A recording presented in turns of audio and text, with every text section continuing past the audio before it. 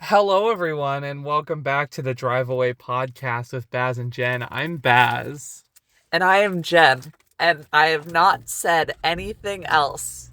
Um, and we just got out of seeing Slanted, directed by Amy. I think it's Wang. I feel like I heard an interview. Amy Wang, starring Shirley Chen and Mckenna Grace. What a wild fucking movie. For real, dude. Um, Hey, if there was a surgery that could turn me into Mckenna Grace, I'd sign the fuck up real quick. Jennifer. Just saying, man. Anyways, this movie, crazy premise, Well, one of the wildest ideas I've heard. is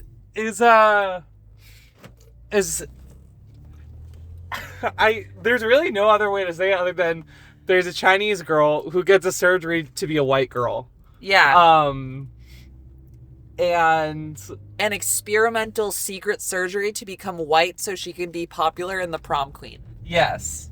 And like calling it a body horror movie is not fair. I don't think. No, it's a satire with body horror elements. Yes, exactly. And I think that's where some of the marketing for this movie has kind of failed it.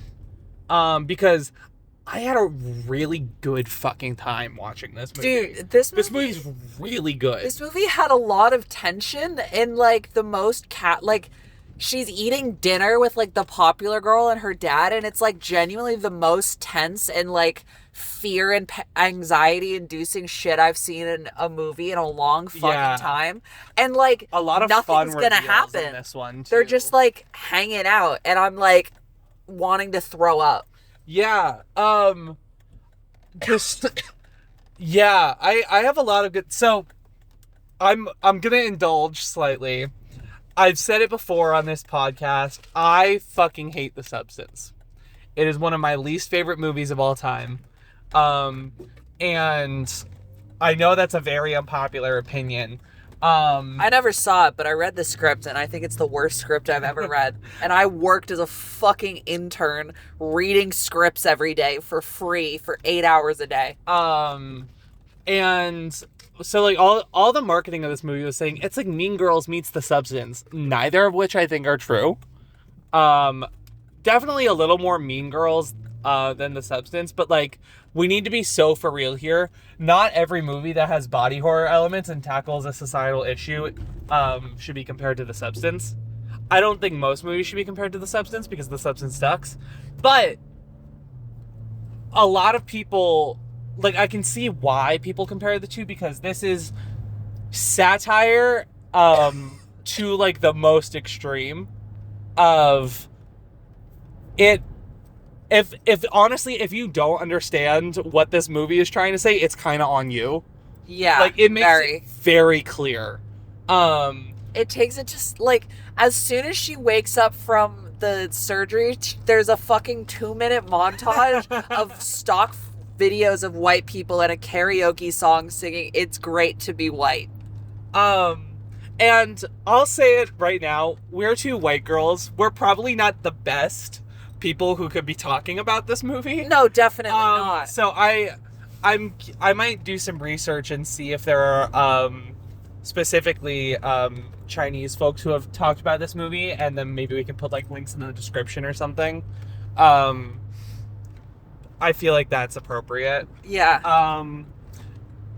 And yeah, I mean, it's just the thing that I really like about this movie in comparison to The Substance is that The Substance is mean as fuck to its main character, Demi Moore.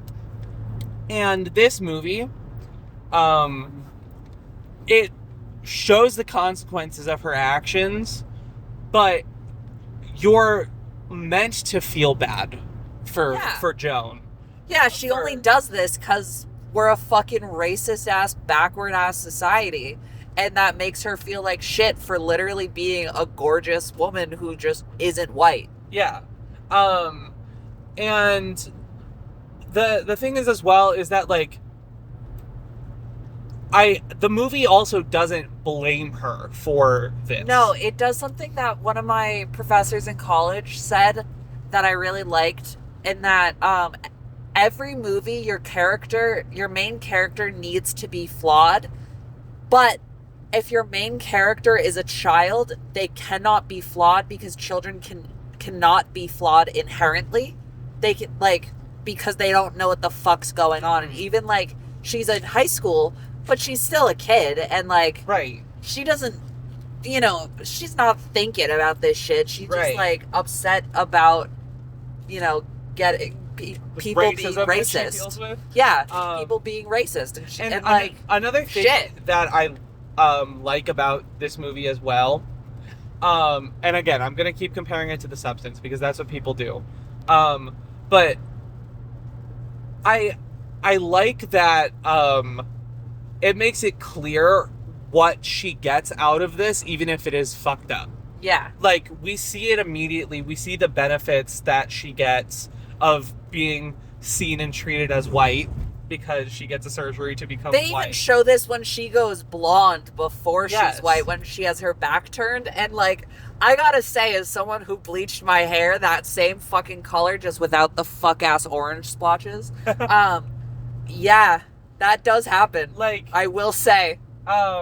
People are nicer to you if you are blonde. This is a true fact. And I promise I'll shut up about The Substance soon. But, like, with The Substance, with Demi Moore becoming Margaret Qualley, one of my big issues with that movie is that it's not clear what Demi Moore gets out of that situation, other than because she doesn't really have the life experience that Margaret Qualley gets.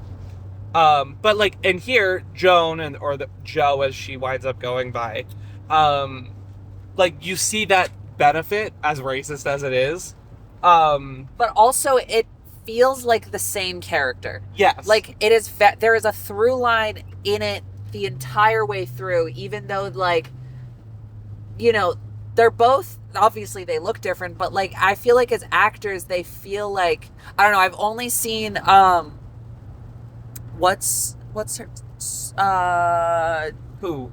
What's Joan's actress name? Shirley Chen. Shirley. I've only seen her in Dee Dee, where she was, like, the emo kind of tough older sister. And, like, she kind of had, like, that same sort of vibe in this movie. And then, like, Mckenna Grace is so just, like, beautiful popular girl. But, like, the through line was there, and, like, Mckenna Grace did a good job of, like, projecting it and not knowing what the fuck she was doing in a way that, like, I think a lot of people who would get typecast as, like, beautiful popular girl wouldn't really be able to do. I can see a world where this movie is a lot worse than it is. Oh yeah, but I think, but our two actresses for Joan are both really fucking incredible, and I really liked that they gave us a full hour with Shirley, Shirley Chen, right? Yeah, Shirley Chen, who's doing such a fucking good job this whole time, and, like, there's so much teen angst, but also, like, they do such a good job of setting up the relationship with her parents, especially her dad. Oh my God. And, like, they really wanted her dad to be just a Ki Kwan and everything everywhere all at once type. But, like, it worked. He's such a sweetie. I love him so much. And then when she turns into Mckenna Grace, it's like, and the parents are incredible actors too. Like, their betrayal is so and it hangs over the second half of the movie. And even though, like, her social life is better, every time she goes home, it's like, fuck, everything sucks. Fuck, why did I fucking do this? Fuck. And so that's what it winds up. The doctor who did the surgery, he winds up saying at the end when she tries to go back and say, please, like, change me, like, turn me back. He's like, you know, for a plant to grow, the seed has to die.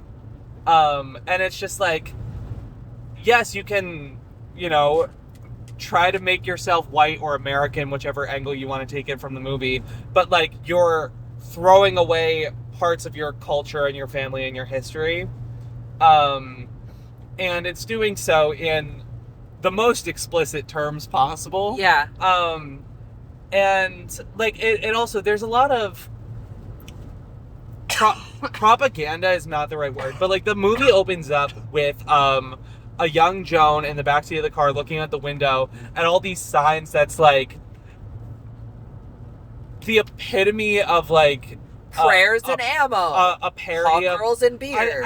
I can't even say a parody of America because that's what it is. Yeah. It's just like taking it to the highest level of satire and commentary.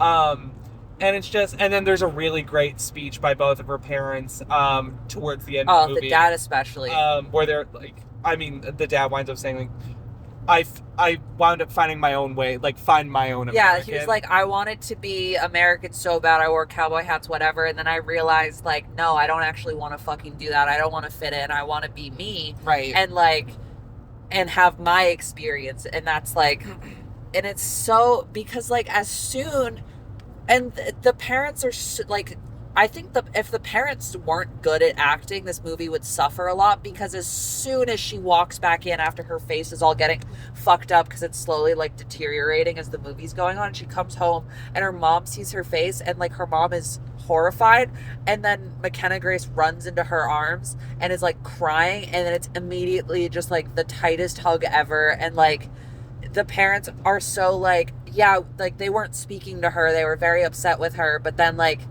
that's their daughter. She did cause her dad to get fired. Yeah, that's their daughter, and like, you know, they're gonna make sure she's okay regardless. Yeah, and, like, I really like that a lot. And, like, especially in comparison to, there's a really gaggy moment. Spoiler alert. Olivia, the popular girl that Joan really wants to be friends with. I wanted this movie to be sapphic so bad. It's revealed that Olivia also had the surgery to become white, and her dad did as well, and they set up like her mom having died earlier or whatever, and then it's like, revealed that her mom just didn't want to go through with the surgery, and they're like, so we can't be around her. Yeah. And in that white and beige house eating that unseasoned boiled chicken unseasoned chicken and overcooked white rice. Oh man. But like it's a really subtle reveal of it too. Like, it's really not super explicit. Yeah, she like comes into the bathroom and her whole face is fucked up. And then Olivia says, your old face fights back at first. Yeah, and then just slowly starts helping. And I said to Baz, because we were the only ones in the theater, I was like, I hate how much I love this scene, because it's like, it's such a sweet moment of like this character that's only been a bitchy, superficial popular girl, like not judging her appearance and like trying to help her and like make her feel more confident before she gets on stage as the prom queen. But then simultaneously, this scene only exists because of how fucking racist this whole fucking thing is. And it's like, it's one of those things where it's like, wow, this is so sweet. Oh. And because there's also like a look of recognition in Olivia's eyes of like, I've felt the same way you have. And I really, it's so good. There's so much good, crunchy subtext in this movie. Yeah. And like, I would love to rewatch this. Oh yeah. Like, I want to watch this with Pete. Like, I don't want to tell any of our friends a damn thing about this movie at all. And I want to watch it, like, because I don't think any of them know about it. And I want to have all of them go in blind. Oh man. I think that would be a crazy fucking movie to go in blind for. And I feel like I should comment too about the body horror aspects. I saw an interview with the director, Amy Wang, where she said that like because of like budget and producer restrictions, they weren't able to do as much body horror as they would have liked. I'm good with it. I think it was effective. And like obviously it could have been way more. I'm good with what we got. I would have liked to see what they would have done if they had more of that budget without the producer restraints as well. But like, I mean, I one thing I did really appreciate is that the prom is very Carrie coded. The whole theme is like feel the burn, and it's like all of like it's a whole red room and everything. So like, and of course like I'm kind of hoping for that Carrie moment at prom.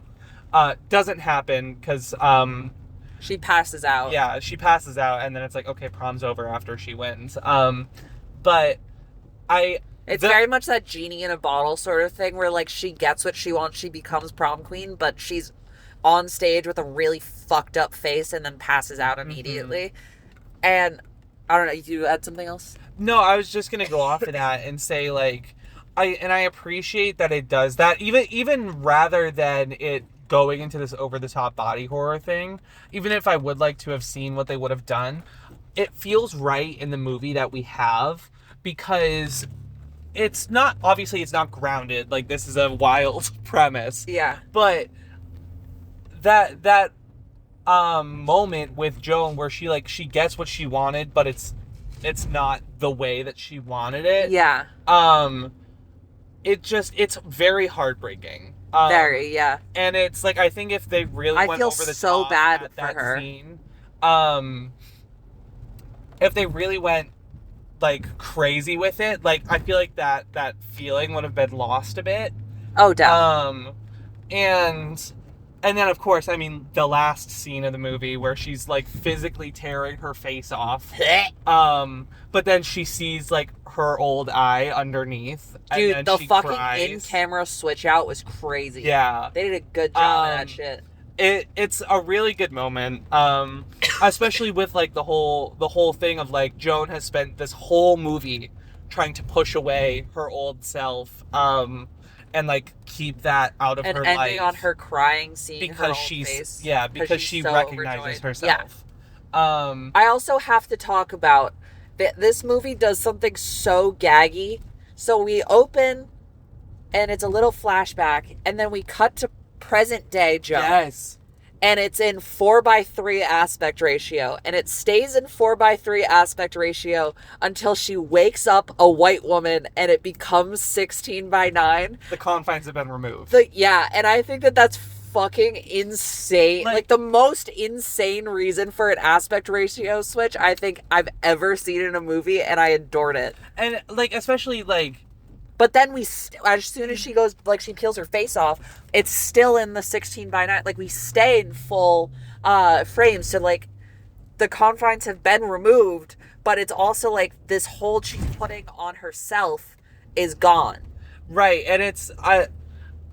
like, what a way to use a film device as a narrative device of, like, not only is it how she sees herself as being white, like, the reins are off, she has a lot more freedom, but also it's forcing the audience to be in that viewpoint of, oh, well, now that you're I can see so much more of the world. Now that you're perceiving her as white, you get to see more of this. And also, I think it's an important thing to note.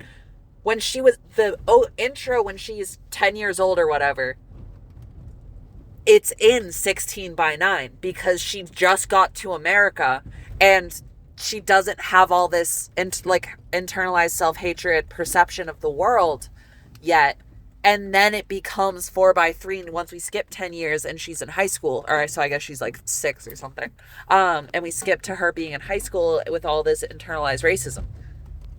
This is a good movie. I really like this film. Yeah, as a blonde white woman, I really like this film. As a fake blonde white woman. Yeah, every blonde white woman is a fake blonde white woman. I feel like I do have to pull one criticism. I feel like the best friend character doesn't get... Yeah. There's a good moment, really heartbreaking moment at the party, where Joan, now white, says, hey, like... her name's Jo. Oh, like, kicks out the brown and black girl from the party full of white people. Yeah. My lord. And then later on, her friend's like, you did all this shit to yourself because you thought you were ugly. And Joe's like, yeah. And she goes, so do you think I'm ugly too? Yeah, and I would have... Like, oh my fucking God. I would have liked to have more of their relationship. I agree. That's, like, my one big criticism, is that, like, it was developed, but, like, I would have liked to have seen more of the two of them as friends, and, like, that, what's the word I'm looking for?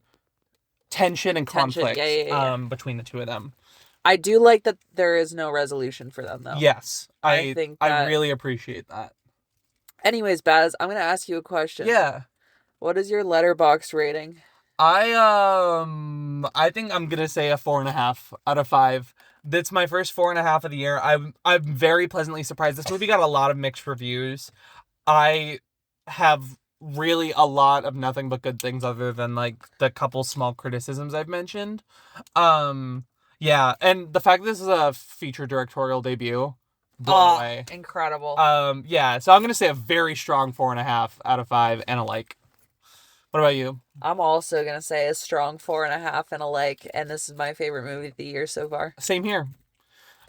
They met me at a very drive-away time of my life. Jennifer. Okay, we're done.